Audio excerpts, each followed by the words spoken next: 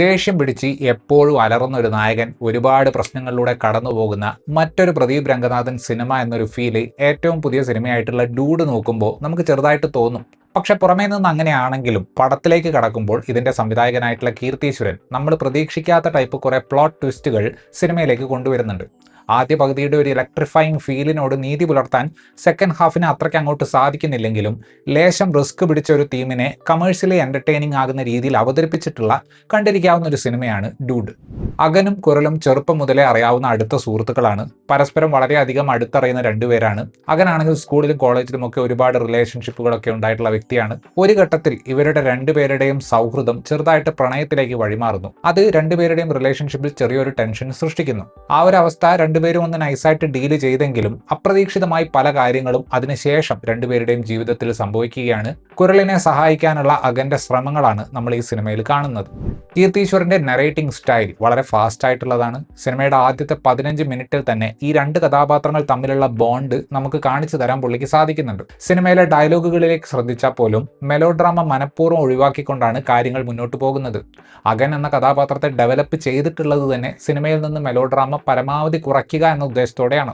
ഒരു സാധാരണ റോം കോമിന്റെ സ്വഭാവത്തിൽ തന്നെയാണ് ഇതിന്റെ ഒരു വിഷ്വൽ സ്റ്റൈലും നരേറ്റീവ് പേസിംഗും ഒക്കെ സെറ്റ് ചെയ്തിട്ടുള്ളത്. അങ്ങനത്തെ ഒരു Jolly happy സ്പേസിലേക്കാണ് Keertheeswaran spoiler alert ജാതി എന്ന കോൺഫ്ലിക്റ്റ് കൊണ്ട് പ്ലേസ് ചെയ്യുന്നത്. പക്ഷേ അതിനെ ഒരു ഇഷ്യൂ ബേസ്ഡ് സിനിമയുടെ സ്വഭാവത്തിലേക്ക് അയാൾ ഒരിക്കലും കൊണ്ടുപോകുന്നില്ല.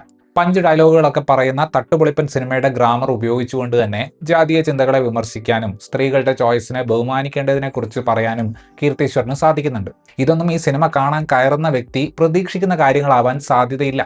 നായകന്റെ മുന്നിൽ സാമാന്യം വലിയതും ലേശം വിചിത്രവുമൊക്കെ ആയിട്ടുള്ള വലിയ പ്രശ്നങ്ങൾ ഇട്ടുകൊണ്ട് കീർത്തീശ്വരൻ പ്ലോട്ട് തുടക്കത്തിൽ തന്നെ ടൈറ്റ് ആക്കി വെക്കുന്നുണ്ട്.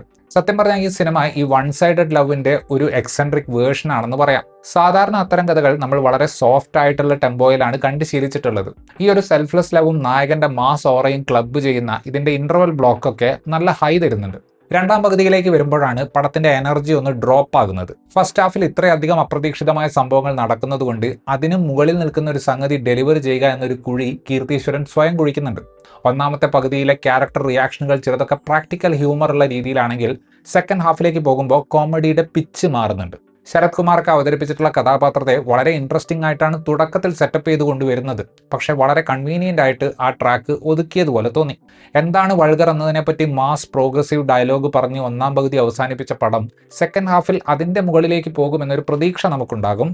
ആ പ്രതീക്ഷയ്ക്കൊത്ത് സിനിമയ്ക്ക് ഉയരാൻ പറ്റുന്നില്ല. സായി അഭ്യങ്കറുടെ മ്യൂസിക് ഓൾറെഡി ചാർട്ട് ബസ്റ്റർ ആണ്. ഒരു OST സ്വഭാവത്തിൽ രണ്ടാം പകുതിയിലൊക്കെ ഏതാണ്ട് ത്രൂ ഔട്ട് ആയിട്ട് സൗണ്ട് ട്രാക്ക് നമുക്ക് കേൾക്കാൻ സാധിക്കും. അകൻ എന്ന ക്യാരക്ടർ പ്രദീപ് രംഗനാഥന്റെ സോണിലുള്ളത് തന്നെയാണ്. കീർത്തീശ്വരൻ ഉദ്ദേശിക്കുന്ന തരം സ്വാഗർ കൊടുത്തുകൊണ്ട് ആ കഥാപാത്രത്തെ പുള്ളി അവതരിപ്പിക്കുന്നുണ്ട്. ഓരോ സിനിമയിലൂടെയും രജനീകാന്തും വിജയും ഒക്കെ ചെയ്യുന്നത് പോലെ സ്വന്തമായി കുറച്ച് സിഗ്നേച്ചർ മൂവുകൾ സൃഷ്ടിക്കാൻ പ്രദീപ് ശ്രമിക്കുന്നുണ്ട്. ലിറ്ററലി ലൗഡ് ആയിട്ടുള്ള ഒരു തരം കോമഡി ചെയ്ത് ഫലിപ്പിക്കാനുള്ള കഴിവ് പ്രദീപ് ലവ് ടുഡേയിലും ഡ്രാഗണിലും ഒക്കെ ഓൾറെഡി കാണിച്ചു തന്നിട്ടുള്ളതാണ്. എനിക്ക് പക്ഷേ ഈ സിനിമയിൽ ഇഷ്ടപ്പെട്ടത് സ്റ്റൈലിനെയും ക്യാരക്ടറിന്റെ പെയിനിനെയും ബ്ലെൻഡ് ചെയ്തുകൊണ്ട് ചില മൊമെന്റുകളിൽ പെർഫോം ചെയ്തിട്ടുള്ളതായിരുന്നു. മമിത ബൈജു പ്രദീപിനൊപ്പം ഒരു കൂൾ ഡൂഡ് എനർജി മെയിൻറ്റെയിൻ ചെയ്യുന്നുണ്ട്. പടം വർക്കാകണമെങ്കിൽ ഇവർ തമ്മിലുള്ള ഫ്രണ്ട്ഷിപ്പ് കെമിസ്ട്രി നന്നാകേണ്ടത് അത്യാവശ്യമായിരുന്നു. അത് നല്ല രീതിയിൽ വർക്കൗട്ട് ആകുന്നുണ്ട്.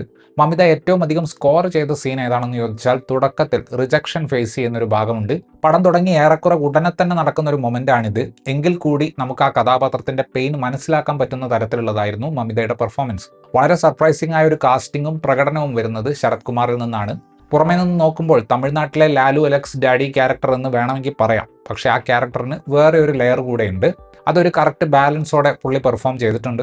ഒരു സോഫ്റ്റ് ലവർ ബോയ് കഥാപാത്രത്തെയാണ് ഹൃദു ഹാരൂൺ ഈ സിനിമയിൽ അവതരിപ്പിച്ചിട്ടുള്ളത്.